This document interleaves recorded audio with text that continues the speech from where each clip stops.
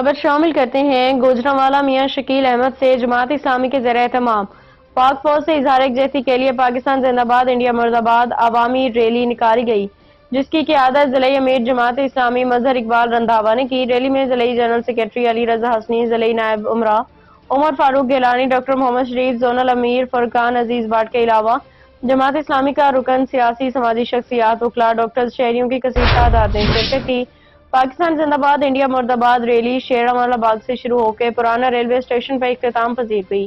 Rally کے شرکاء کے پاکستان زندہ باد، پاک فوج زندہ باد کے فلک شگاف نعرے، شرکاء نے ہاتھوں میں پلے کارڈ اور بینر اٹھا رکھے تھے جس پہ انڈیا مرد آباد کے نعرے درج تھے۔ اس موقع پر خطاب کرتے ہوئے مظہر اقبال رندھاوا نے کہا کہ پوری قوم متحد ہے اور افواج پاکستان کے شانہ بشانہ کھڑی ہے۔ ملک کی تمام سیاسی جماعتیں پاکستان کے دفاع و حفاظت کے حوالے سے متحد ہیں۔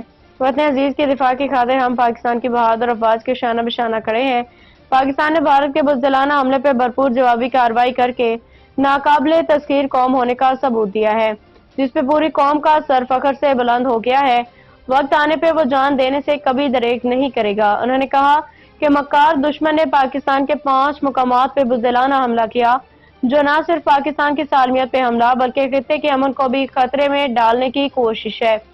پاکستان بھارت کی مسلط کردہ اس جنگ کی عمل کا بھرپور جواب دینے کو تیار ہے۔ وطن عزیز، پاکستان ہمیشہ قائم رہنے کے لیے بنا ہے کیونکہ اس کی بنیادوں میں لاکھوں شہداء کا خون ہے۔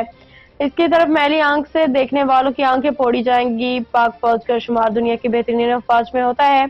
حملے کے نتیجے میں زخمیوں کی جلد صحتیابی کے لیے دعا گو ہیں، جبکہ شہداء کے لیے رب تعالیٰ کی بارگاہ عرض کرتے ہیں کہ انہیں جنت میں اعلیٰ مقام عطا فرمائے۔